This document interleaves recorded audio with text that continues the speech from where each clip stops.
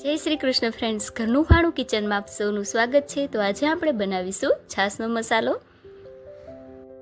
છાશનો મસાલો બનાવવા માટે સૌપ્રથમ આપણે અહીંયા 500 ગ્રામ ધાણા અને 500 ગ્રામ જીરું લેવાનું છે।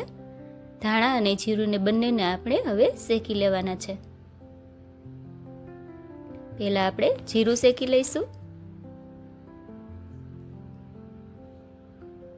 આ રીતે ફક્ત 2 થી 3 મિનિટ માટે જીરાને શેકવાનું છે। જો વધારે પડતું શેકાઈ જશે તો છાશના મસાલામાં ટેસ્ટ કડવો આવશે, તેથી વધારે પડતું જીરું શેકવાનું નથી।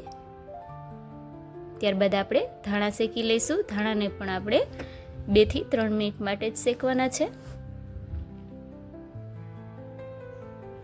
જો ધાણા અને જીરું વધારે પડતા શેકાઈ જશે તો છાશના મસાલામાં ટેસ્ટ કડવો આવશે અને મસાલો સારો નહીં બને। ધાણા અને જીરું બંને શેકાઈ ગયા બાદ હવે આપણે એક વાસણમાં બંનેને મિક્સ કરી લઈશું।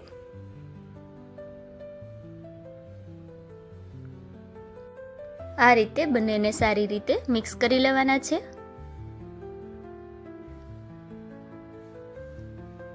ધાણા અને જીરુંને બંનેને આ રીતે સારી રીતે મિક્સ કરીને ત્યારબાદ આપણે તેને એકદમ ફાઇન પાવડર બનાવી લેવાનો છે।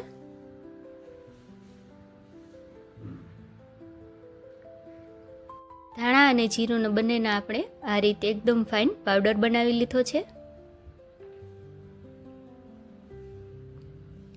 ત્યારબાદ હવે આપણે મસાલામાં બીજી કઈ વસ્તુ ઉમેરવાની છે તે જોઈ લઈએ। તો અહીંયા મેં 250 ગ્રામ સિંધવ નમક લીધેલો છે, તેનો મેં એકદમ ફાઇન પાવડર કરી લીધેલો છે। 250 ગ્રામ સંચળ પાવડર લીધેલો છે। 150 ગ્રામ આમચૂર પાવડર લીધેલો છે। 100 ગ્રામ ફુદીના પાવડર લીધેલો છે। 100 ગ્રામ જલજીરા લીધેલી છે। 50 ગ્રામ આથેલા લીંબુનો પાવડર લીધેલો છે। 25 ગ્રામ કાળા મરીનો પાવડર લીધેલો છે। હવે આપણે બધી જ વસ્તુને ધાણા જીરું પાવડર સાથે ઉમેરશું।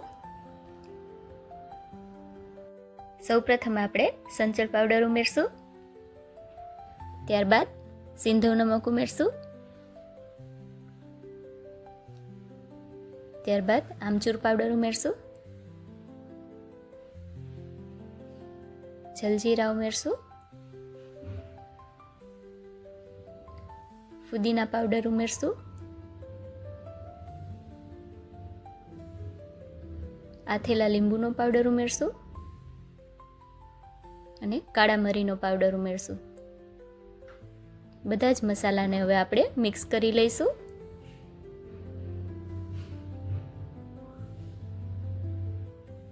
આ રીતે બધા જ મસાલાને આપણે એકદમ સરસ મિક્સ કરી લેવાના છે। આ મસાલો બનાવીને ઘરે એકવાર જરૂરથી ટ્રાય કરજો। મસાલો ખૂબ જ સરસ બને છે। તમે ફ્રૂટ ચાટ, સલાડ, છાશ બધા જમાં ઉપયોગ કરી શકો છો। જો એકવાર આ મસાલો બનાવીને ટ્રાય કર્યો તો બજારમાંથી મસાલો લેવાનું જ ભૂલી જશો। આ રીતે બધા જ મસાલાને સારી રીતે આપણે મિક્સ કરી લેવાના છે।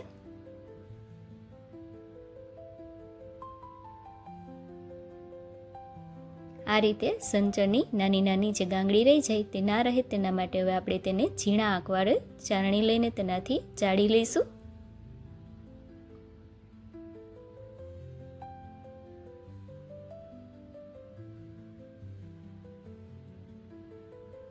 બધો જ મસાલો ચડાઈને એકદમ રેડી થઈ ગયો છે।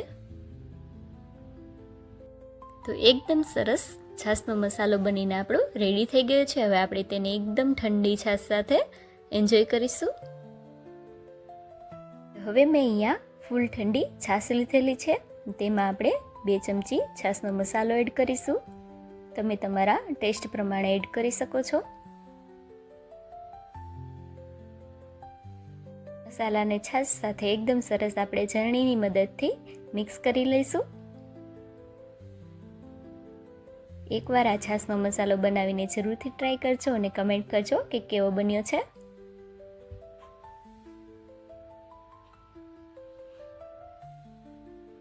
તો તૈયાર છે આપણી ઠંડી ઠંડી મસાલાવાળી છાશ। જો તમને વિડીયો પસંદ આવ્યો હોય તો મારી ચેનલને લાઈક, શેર અને સબસ્ક્રાઈબ કરવાનું ભૂલતા નહીં। જય શ્રી કૃષ્ણ।